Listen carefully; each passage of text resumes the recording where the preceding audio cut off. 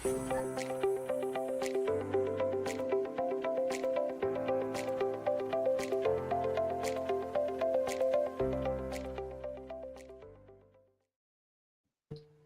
everyone. Thank you so much for joining us today. My name is Ella Fernandez, and I'm your host for today's Speed Tech Leads Expert Discovery event. We're just in time, but I'm just going to take this opportunity as well, just a few minutes, to request our speaker to give us a quick smile, in the camera, that we're going to use for the thumbnail video. All right. Thank you so much. All right. Okay, so I'm just gonna make sure that I'm sharing. Am I sharing the right slide? Can you see? Yep. Awesome, awesome. All right, so again, my name is Ella Fernandez, and I'm so excited to host today's Speed Tech Leads Expert Discovery event as we explore storage in transition, navigating the VMware Broadcom Shakeup. Joining us today are two handsome experts, and we're going to start with the co-founder of HBAR Solutions. Let's hear from Adam Dean. Hey, folks, I want to say thank you so much for your time today. My name is Adam Dean. I'm one of the co-founders and CRO of HBAR Solutions. We've helped a lot of numerous customers navigate this transition from VMware onto new solutions that are out there. And we're excited to have an open discussion about how we can leverage our expertise and help you transition forward. Woohoo! Now let's get to know the Senior Vice President at HBAR Solutions, Bob Facina. Hi there, everyone. Hope all is going well for you. Working with Adam for quite some time and the rest of the HBAR team. We've been working in this industry and technology, trying to bring the best that we can to our customers and just have wonderful opportunity to have a chat with you today and discuss a little bit about VMware and its transition, and looking forward to work with you. Wonderful. Join us and be part of the discussion. So we'll spend an hour together, and afterwards, you'll get an exclusive access to ask our expert questions live. Feel free to post your questions or comments anytime. We'll highlight a few during the sessions to keep things lively. Please keep the chat respectful and on topic. If you need to leave early, no problem.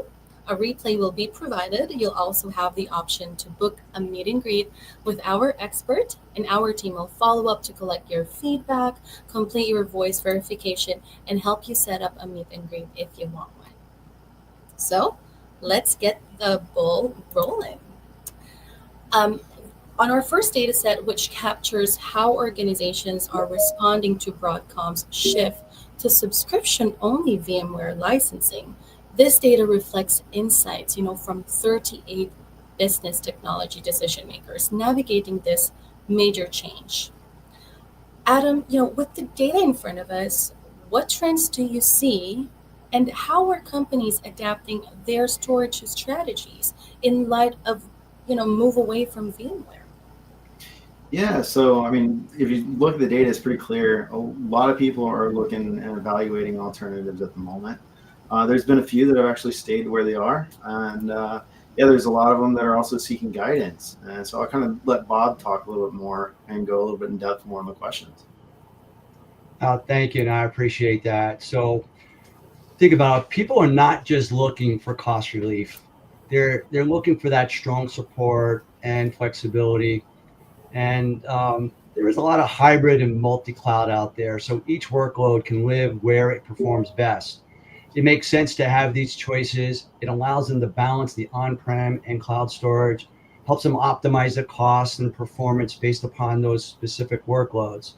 And for established companies, I've always been an advocate of buying the base and renting the peak. It's an architectural discussion. It's something that HBAR is uniquely positioned to help the customer through. For new companies, starting in the cloud makes a ton of sense, as you don't really want to spend that precious capital supporting the business. You need that capital to grow the business. And data protection is one of those things that jumped up on the priority list. Mutability, ransomware, the recovery from that ransomware, air gapping. These are now really table stakes. And what's critically important is that being sure that you and your company has the minimum viable company identified. All right, that minimum viable company is what do I need to get things back up and running quickly and efficiently so that your customers don't see what's going on, even though Armageddon is happening in the background. It's a tiering approach, right? And you have to have that complete with recovery time objectives, recovery points. You may have heard the acronyms RTO, RPO, MVC. If those are the acronyms you're hearing, that's what you're dealing with is recovery time objectives, recovery points, and minimum viable company. Additionally, software defined storage is rising because it really kind of removes that old block or old file object silos. It really gives your team that common experience. So VMware pricing pressure is really forcing people to rethink everything in the stack. Storage tied to a single vendor hardware platform kind of locks you in. Data volumes keep exploding, and not all data needs an expensive tier one flash, for example. So at the end of the day, what you want is a lower cost per terabyte, faster time to change or migrate your platforms, and you want to probably do that through abstraction. And you want better governance for data using policies, and that's what those are those initial steps on how you can really start moving forward in managing your overall environment. Okay. Anything to add, Adam? No, I basically, what Bob was saying, companies are really looking at the alternatives that are out there. Storage is a key component of it, and understanding the nuances of the workload and where they're at, understanding from a company perspective how fast you can recover out of any kind of ransomware attacks are really huge. And there are definitely a lot of alternatives out there. So I think we'll speak a little bit more to those in just a little bit. Perfect. All right, so let's look at the next slide. So we've explored how organizations are adapting to Broadcom shift, to subscription-only VMware licensing. So let's turn to what's next. This dataset uncovers which storage priorities teams sees as the most critical for the coming 6 to 12 months. Bob, how do these findings resonate with you? And how do you see organizations aligning their storage strategies with cloud-native architectures to stay agile? Thank you, Al. I appreciate that question. So really, you need to be aligning with the cloud native architectures. Teams want cloud behavior everywhere, even on-prem. Why do they want that? It's about scaling in a simple fashion. It's about having common APIs that work all over, frictionless, right? That's how IT needs to be managed because it's a tool that's used by the business. Um, they're going to be using hybrid and multi-cloud to avoid being trapped in and on one platform because you don't want a particular vendor to unscrupulously just raise costs and then you're stuck and you can't move in and out and do what you need to do. Automation and AI driven operations are really becoming the norm, and it's no longer a nice to have. When you talk about anomaly detection, predictive support, faster troubleshooting, these are ways in which you have some real productivity gains, and you need to really be leveraging automation and AI in order to take it to that next level. And it's really the new normal is about freeing up people to work on those higher value projects, letting the automation and AI do those repetitive tasks, and then inserting the human capital, the human intellect to take it to the next level for the customer. All right, cool. So let's check out the next slide. As we've seen, organizations are taking diverse approaches to align storage with cloud-native architectures, driven by the need for agility, resilience, and optimization, just like what Bob mentioned on the previous slide. Adam, can you tell us a little bit more about what we're looking at on this slide? Yeah, so really appreciate everybody's time again. Ella, thanks for the great introductions and the thought-provoking questions. We are HBAR Solutions. I get the question a ton of what is HBAR. So HBAR is actually derived from the uncertainty principle in physics. I'm about nerd out real quick on who we are and what we're about. It's the constant in uncertainty. So if you look at that as like our core of helping people transition through big moments like what we're seeing with the Broadcom stuff, we're the people that you can call and that you can really count on. And to be a little bit nerdy on the logo, you see HBAR front and center because that's who we are. We're the constant to help you out. The little hexagon on the side or around it is actually the color of argon when you light it up. It's a noble gas, so we do what's right for you, the customer. And the hexagon is actually the strongest physical structure in nature, meaning that we design very solid solutions for you. And the green circle in the middle is the power button, so we're the easy button to help you out. And so that's a fun part about our company and how we kind of built who we are. We help you in multiple different areas. We can help from data and AI, which is kind of what this discussion is about, and also the hybrid cloud. We also help with cybersecurity solutions, and as well as your networking, your Wi-Fi, your secure campus. We have professional services and also productivity and collaboration. If you want to understand a little like the core blood that runs through our veins, we actually had a customer tell us that we're empathetic problem solvers. So that's really the core of who we are. And so really excited about to talk a couple more slides and kind of show you how we can help navigate this big transition in the market, and look forward to working with you in the future. So thanks, Ella. Wonderful. Thank you so much, Adam, for that. Let's check out the next slide. All right. So before we dive into this slide, we receive a question from the audience.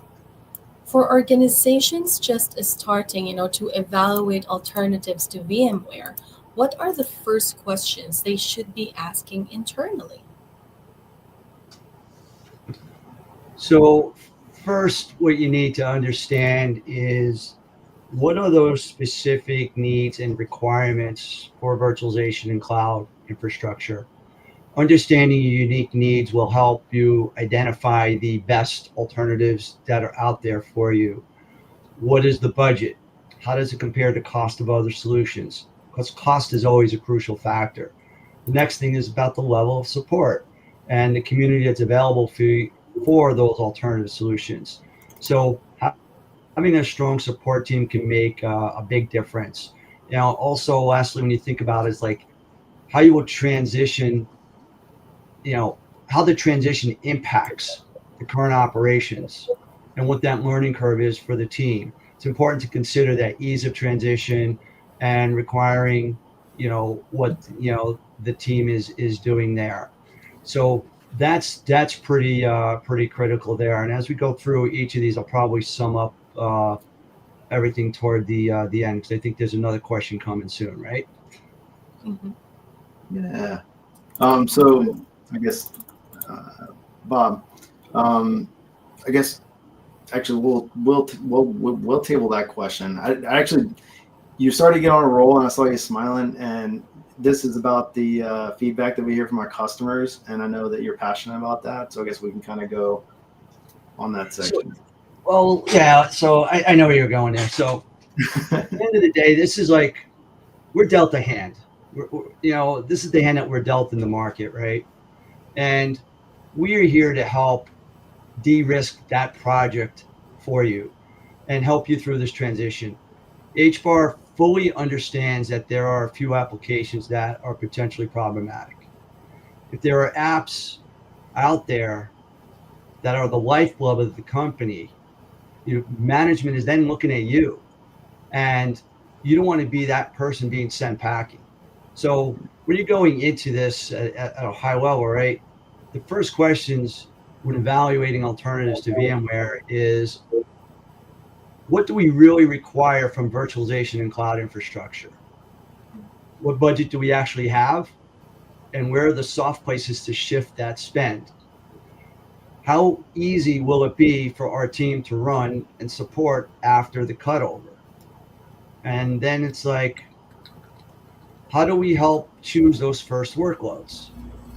So you kind of start with migrating those low risk, low complexity workloads first so that the team gains confidence in the app, in the solution.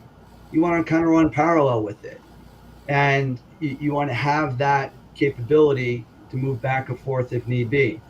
And then you move to those higher value workloads once that platform muscle memory has been built, because processes, procedures, et cetera, have changed. Some of the misconceptions that we see out there is you're never really going to lift and shift everything at once. It's probably the definition of insanity at some level, right? You got to kind of crawl, walk, run, and figure out what makes sense for you and your organization and your support staff. You know, cheaper is not necessarily guaranteed, but you need a plan and you need to do the math. Okay. And training and support are really not optional during a transition. You need to take those steps, because if something goes not quite right, you need to know where to go, what to do, and how to do it. So that's the reason why it's important to crawl, walk, run, pick those low hanging fruit, get that muscle memory, and then you'll be off to the races.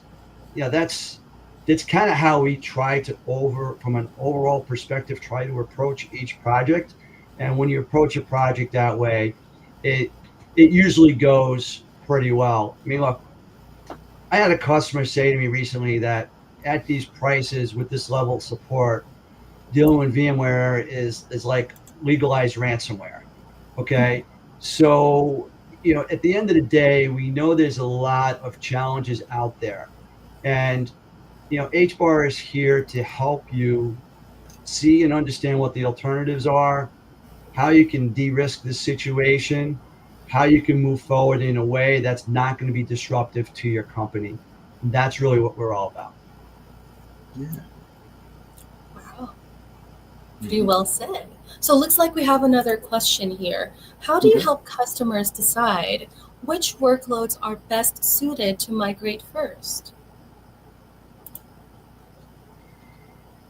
So, kind of repeating what I mentioned just before, is that we we help them choose those first workloads, and it is about that low risk, low complexity to build that muscle memory. It's about gaining that confidence. So we'll do an assessment.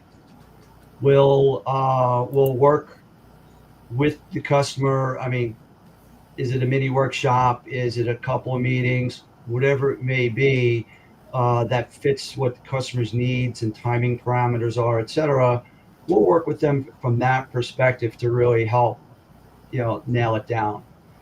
Look, there's always 20 competing priorities, right? And everything's important. And no matter how big or how small, there's always going to be someone screaming. So at the end of the day, it is about really prioritizing it, tiering it, and depending upon the situation, we're gonna work together to really assess the best foot forward that we go. So I hope that answers the question. It does. Thank you so much. All right. So okay. Sorry, I'm just going to showcase this one last question, if that's okay, before we dive into this slide.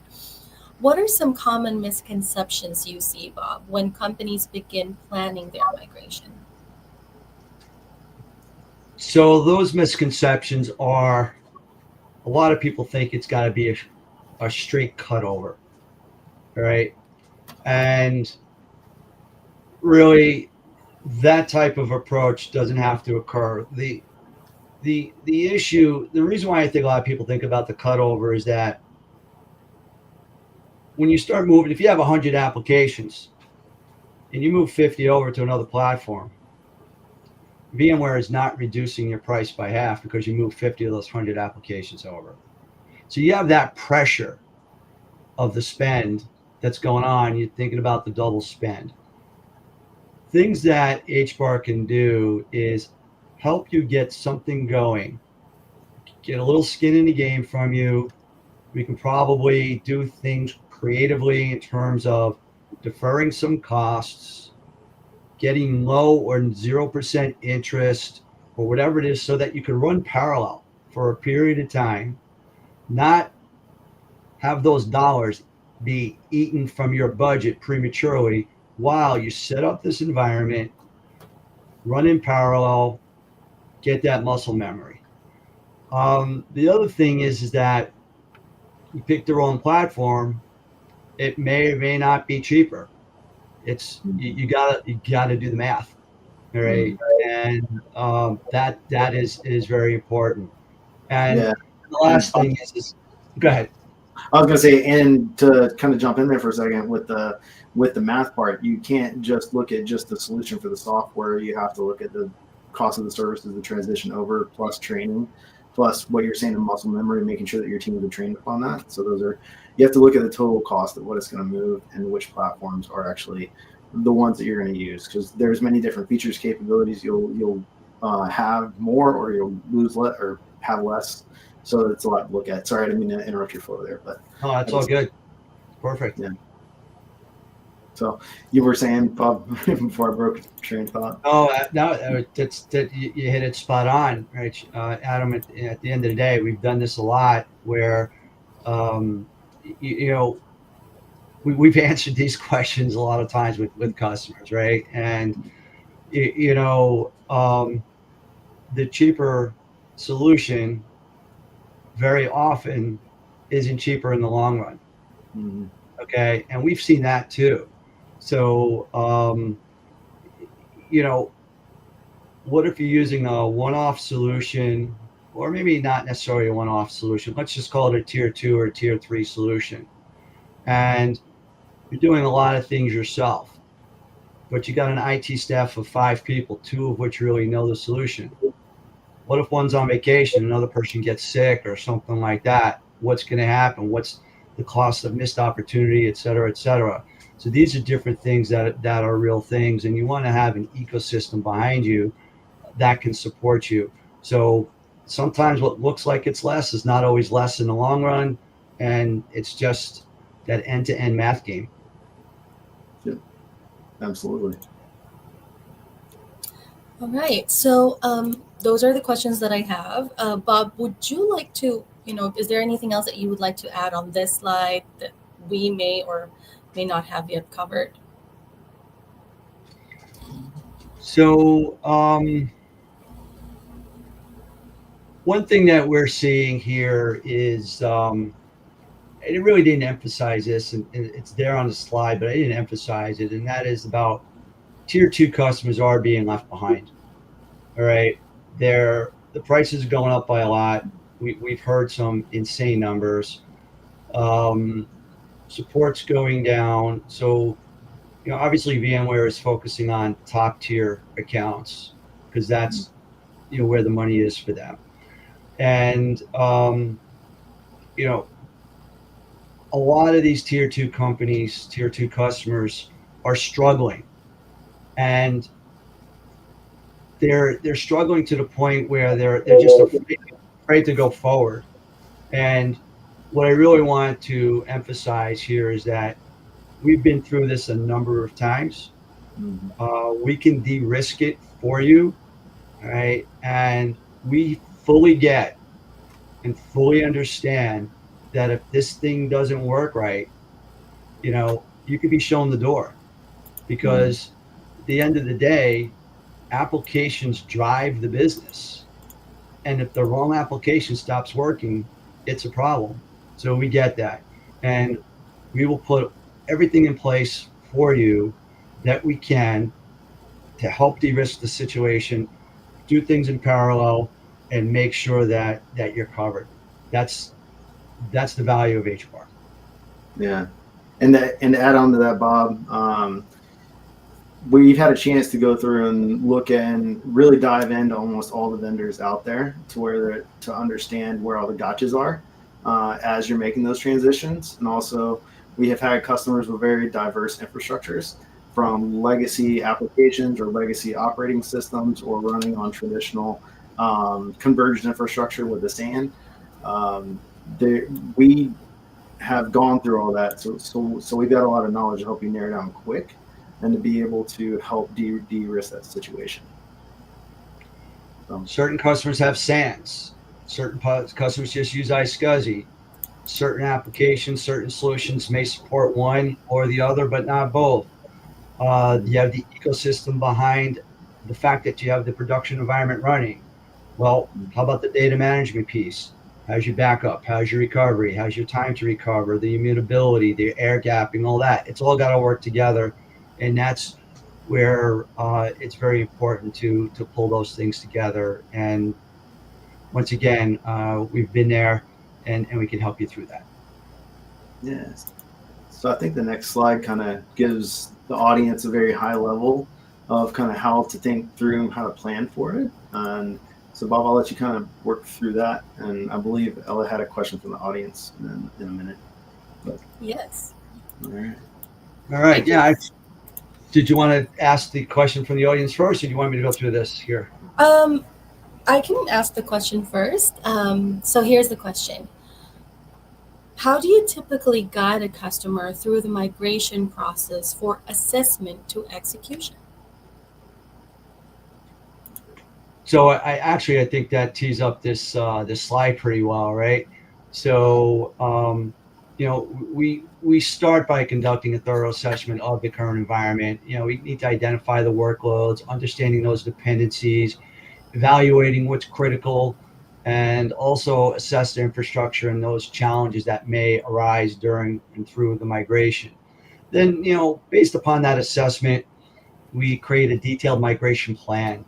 And this outlines the phases, the timelines, the resources, and everything that's required to pull that together, prioritizing the workloads based on their complexity and criticality. Typically, we want to start with the less critical workloads first. Why?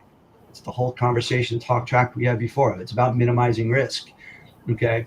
So then it's the preparation. So before that actual migration, we prepare the target environment. It sets up the necessary infrastructure, making sure it's compatible, performing any of those required configurations. You kind of want to do that up front as much as you can. And part of that preparation is the training sessions for the team, to make sure that they're able to handle the new environment. They're able to do some of that troubleshooting. Then the migration, that is usually carried out in phases, and those phases are outlined in the plan. We start with the less critical workloads, gradually move them over, gradually become the more complex ones. And throughout the process, we perform thorough testing to ensure that everything is working as expected. And then from a validation perspective, that needs to occur after each phase. You have to validate, did that workload get there, and is it functioning correctly and properly? This involves testing the performance, for example, dealing with the data integrity, addressing just any issues that may arise. So, and then once the migration is there, okay, we look to optimize in the new environment.